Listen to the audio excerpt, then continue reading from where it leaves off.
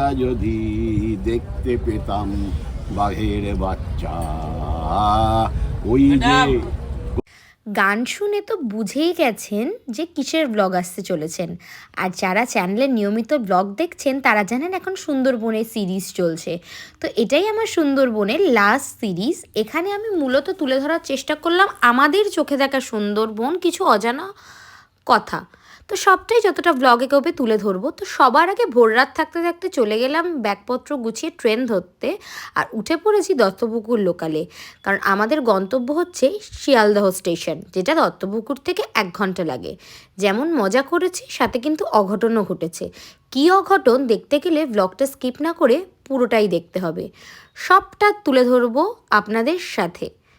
তো নমস্কার বন্ধুরা, সবাই কেমন আছেন? আশা করি সবাই খুব খুব খুব ভালো আছেন। সাহেব বিবি অ্যান্ড ফ্যামিলির নতুন একটা ব্লগে সকলকে স্বাগত জানাই। ট্রেন যেই চলা শুরু করেছে, আমার মা আর দেবাশিসের সে কি ঘুম। আমি এই সুযোগটা হাতছাড়া করি কি করে, তাই ওদের ঘুমন্ত অবস্থার ভিডিও নিয়ে নিলাম। আর ঘুমোতে ঘুমোতেই ওরা পৌঁছে গেল শিয়ালদা স্টেশনে। একদম কারেক্ট টাইমে পৌঁছেছে। এখান থেকে সাউথ ডিভিশন থেকে আমরা ধরবো ক্যানিং লোকাল।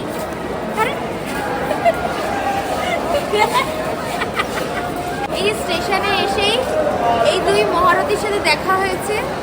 মানে এটা সব থেকে ভালো জার্নি শুরু। এই যে আমাদের মোট ছোট মহারাজ, এই চেয়ারটা দেখেই নজর লেগেছে আমার।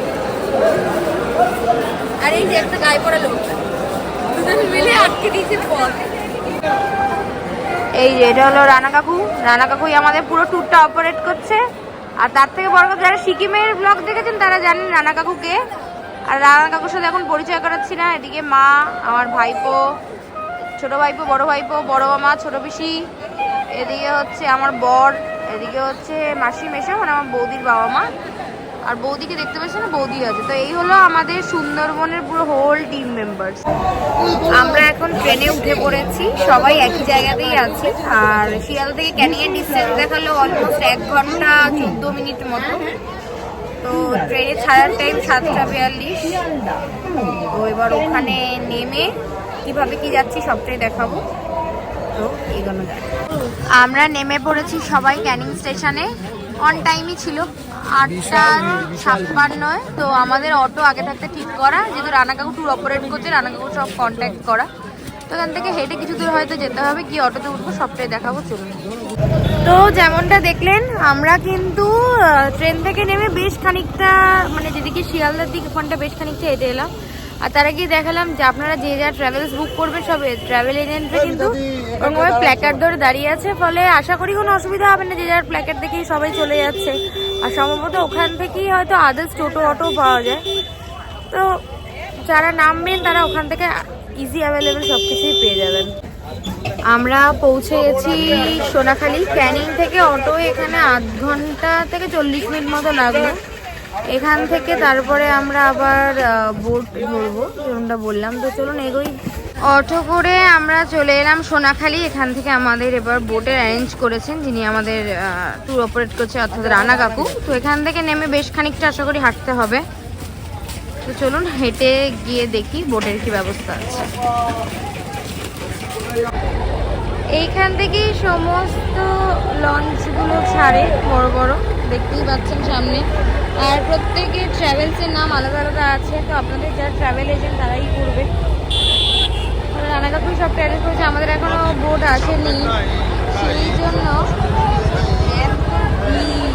প্রচুর মানুষ এখানে এসেছে আজকে, প্রচুর ভিড়, তাতে রোদও আছে। চলুন বোটে উঠে দেখা হচ্ছে না আমার শনিরবি বলে যেমনটা দেখালাম, এত ভিড় যে গরমে পারা যাচ্ছে না। সেজন্য চলে এসেছি ডাব খেতে, শরীরটাকেও ঠান্ডা করে নিতে হবে। এখানে এত টুরিস্টের ব্যবস্থা, কিন্তু এত বেশি মিসম্যানেজমেন্ট সেখানে বলার কিছুই নেই। না কাউকে লাইন আপ করে আনছে, না কিছু। মানে দেখুন, তখন থেকে 1 ঘন্টার উপর থেকে রোদে সব বয়স্ক মানুষদের নিয়ে দাঁড়িয়ে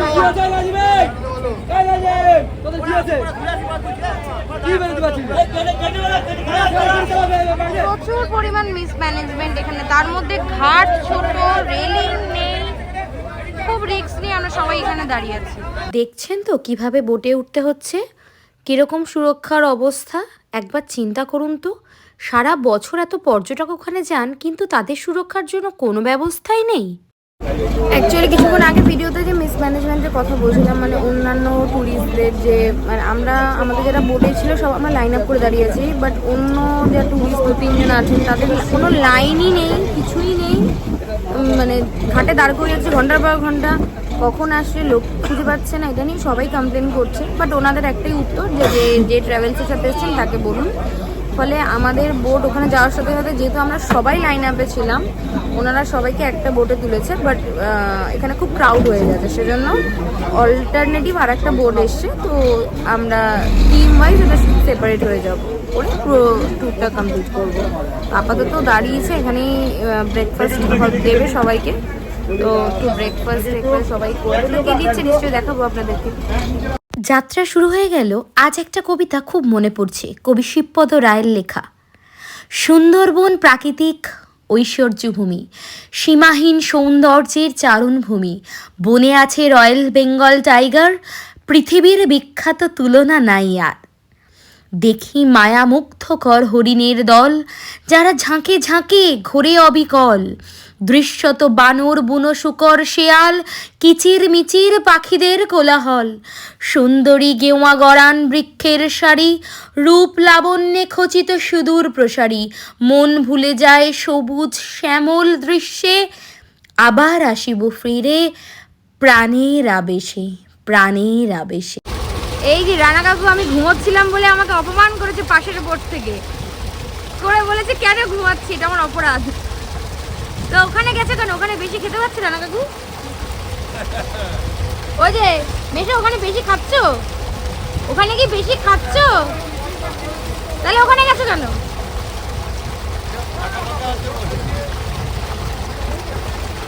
আর এইখানে বাকিরা এই সব বসে আছে। এই যে এনাকে দেখাই, এনার একটু আগে অভিযোগ ছিল আমাদের কেন ব্লগে নেওয়া হয়নি। আর অভিযোগ নেই, এই যে দেখে নিয়েছেন। আচ্ছা, আপনারা কোথা থেকে আসছেন? আমরা আসছি দুর্গাপুর, এখন এই মতো গড়িয়া থেকে আসছি। আচ্ছা আচ্ছা আচ্ছা, আমাদের সহযাত্রী, আমরা সব একসাথেই সুন্দরবনেই কদিন কাটাবো। বাঘের পেটে না গেলে, হ্যাঁ হ্যাঁ হ্যাঁ, বাঘ আর কুমিরের পেটে না গেলেই হলো, শুধু দেখা পেলেই হলো। একদম বোটের মাথায় আনন্দে আমি জোরে জোরে কথা বলছি, আমি চলে এসেছি একদম বোটের মাথায় রোদের মধ্যে ভিডিও করতে। আর এটা সবাই চলে রানা কাকু বলছে আমাকে টাইটানিকের মতো এরকম করে পোজ দিতে, কিন্তু ফিলিংস আসছে না রোদে। টুক করে মিমিকে দিয়েছে স্টিয়ারিং। হ্যাঁ, দুটো বোতলে খুলেছিস? হ্যাঁ, মানে এটা আমাকেই গার্ড করে দেওয়া হলো, সামনে থেকে নেই যে আমি চালাচ্ছি। হ্যাঁ, আজ কোথাও যদি কিছু হয় তার আমার না, যেখান থেকে বুঝে দিলে হবে। হ্যাঁ, পাশের মালিক বসে আছে, 50 লাখ টাকা বানিয়েছে। এই যে দাদাই আমাদের বোটটা চালাচ্ছে, আমি এখন কেড়ে নিয়ে একটু করে ঢং করে নিচ্ছি। এখন এইখানেই আর কি আখের রসের পর্ব চলছে। আরে গরমে তো নিজেকে মানে হাইড্রেট রাখতে হবে, যেন আখের রস দিলে আখের রসটা ভালো। যদি দেখতে পেতাম বাঘের বাচ্চা, ওই যে কোথায় আছে, চোখ দুটো যায় তারই দিকে, ওই বাঘের বাচ্চা, ওই বাঘের বাচ্চা। আমরা যদি দেখতে পেতাম ওই বাঘের বাচ্চা, কি আনন্দ হতো কে জানে। ও বাঘের বাচ্চা, ও বাঘের বাচ্চা, ও বাঘের বাচ্চা। বাঘ নাই তো কি হবে, বাঘের বাচ্চা দেখা যাবে। বাঘ নাই তো কি হবে, বাঘের বাচ্চা দেখা যাবে। ও বাঘের বাচ্চা আমরা দেখতে পেলে হতাম খুশি, দেখতে পেলে হতাম খুশি। আমরা দেখবো কোথায় ও বাঘের বাচ্চা। আমরা হোটেলে পৌঁছে গেলাম, হোটেলে এটা পাখিরালা গোসাবায় অবস্থিত। চলুন দেখা যাক। এবার দেখে নিন আমাদের থাকার রুমটা, আর সাথে কবিতাটা শেষ করব। যতই আসা যায় খোরাক না পুরায়, অন্তরে আবশ্য ব্যঞ্জক তৃপ্তি পুনরায়, সুন্দরবন মন প্রকৃতি ভাবনায়, স্মৃতির নীরে রব নির্জন নিরালায়। এই যে আমাদের একদম বাচ্চা সহযাত্রী, তিনি বয়সকে একদম তোয়াক্কাই করেন না, বয়সের ভার তুড়ি মেরে উড়িয়ে দিয়েছেন। নাচে গানে উনি সব বাইকে একেবারে মাতিয়ে রেখেছিলেন, আর একে একে ওনার সমস্ত প্রতিভাও কিন্তু আমরা জানতে পারছিলাম। কিছুক্ষণ আগে যে গানটা শুনলেন সেটা কিন্তু ওনার স্বরচিত। ফলে এরকম জীবন কজন উপভোগ করতে পারে? আমি তো নিজেই জানি না আমি এত বয়স অবধি বেঁচে থাকবো কিনা, তবে যদি বেঁচে থাকি ওনার মতোই আনন্দ করে কিন্তু কাটাতে চাই। দেখুন সবাই ওনাকে কিভাবে করতালি দিয়ে উৎসাহ দিচ্ছে। আপনাদের কেমন লাগলো কমেন্টসে কিন্তু জানাতে ভুলবেন না। আর অবশ্যই এই বয়সের দাদু দিদারা জীবনটা এভাবেই উপভোগ করে যান, কোনো কিছুর চিন্তা করবেন না। বয়স ডোন্ট কেয়ার, আপনারা তো আজীবন এভারগ্রিন।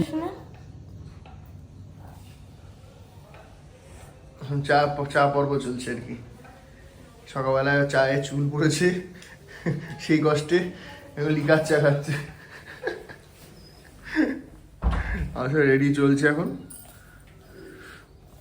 আর ফ্লাক্সে করে এই জল নিয়ে নিয়েছে, এটা দিয়ে আবার চা করে আবার খাবে গ্রিন টি। সজনেখালি অভয়ারণ্য থেকে যখন বেরোচ্ছিলাম তখন এনাদের সাথে দেখা, তো পর্যটকদের বারণ করা সত্ত্বেও ওনারা তো খাবার নিয়েই ঢুকেছেন। যাই হোক, আর যখনই কারোর কাছে খাবার পাচ্ছে না তখনই ওরা আক্রমণ করছে।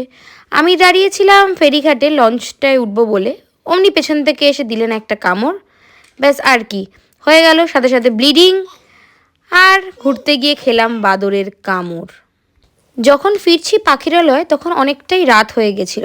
তখন দেখছি নদীর ওপর এরকম সুসজ্জিত বোট, সবাই মজা করে বলছিল এটা হচ্ছে গরিবের ডাল লেক। সত্যি দেখতে কিন্তু বেশ ভালোই লাগছিল আমাদের। তারপর এই যে বলছিলাম কামড়, দেখুন এখানে গেছি ডাক্তারের কাছে, ওখানেই নিয়ে গেছিলো ওনারা নিজেরাই। উনি প্রথমে লাল ওষুধ দিয়ে ভালো করে জায়গাটা পরিষ্কার করলেন আর দিয়ে দিলেন একটা টিটেনাস, আর বাড়িতে এসে শুরু হয়ে গেল র্যাবিশ ইঞ্জেকশন, যেটা 4টে নিতে হলো আমাকে। ঘুরতে গিয়ে কি বিপত্তি, মেঘালয়ে গিয়ে লেগামেন্ট ছিল, সুন্দরবনে গিয়ে বাদর কামড়ালো। এবার পরের ট্রিপটা দেখা যাক কি হয়, আপনারাও অপেক্ষা করুন যদি কিছু দেখতে পারেন আবারও। পাখিরালয়ে নামলেই আপনারা এরকম মার্কেট পেয়ে যাবেন, যেখান থেকে আপনাদের কাছের মানুষ প্রিয়জনদের জন্য আপনারা কিন্তু কেনাকাটা করতেই পারেন। তবে বলে রাখি দাম দর করে কেনাটাই কিন্তু দরকার, কারণ এক একটা দোকানে এক একটা দাম। তো আমরা সন্ধেবেলা ফিরে সেকেন্ড ডেতে চলে গেছিলাম এই কাকিমার দোকানে।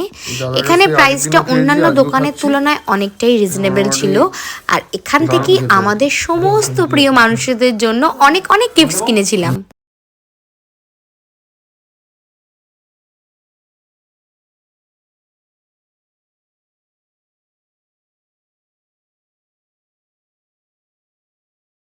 খেজুরের রস খেয়ে লাগেজ গুছিয়ে বেরিয়ে পড়লাম ফেরিঘাটের জন্য, কারণ এবার তো ফিরতে হবে বাড়ি। তো ওখান থেকে আমরা লঞ্চ ধরে সোনাখালি, দেন আসবো ক্যানিং। তো একটা কথাই বলবো, আমাদের সুন্দরবনের ট্রিপটা খুবই ভালো ছিল, কোনো আমাদের অসুবিধা হয়নি ঠিকই, কিন্তু পর্যটকের সুরক্ষা ব্যবস্থা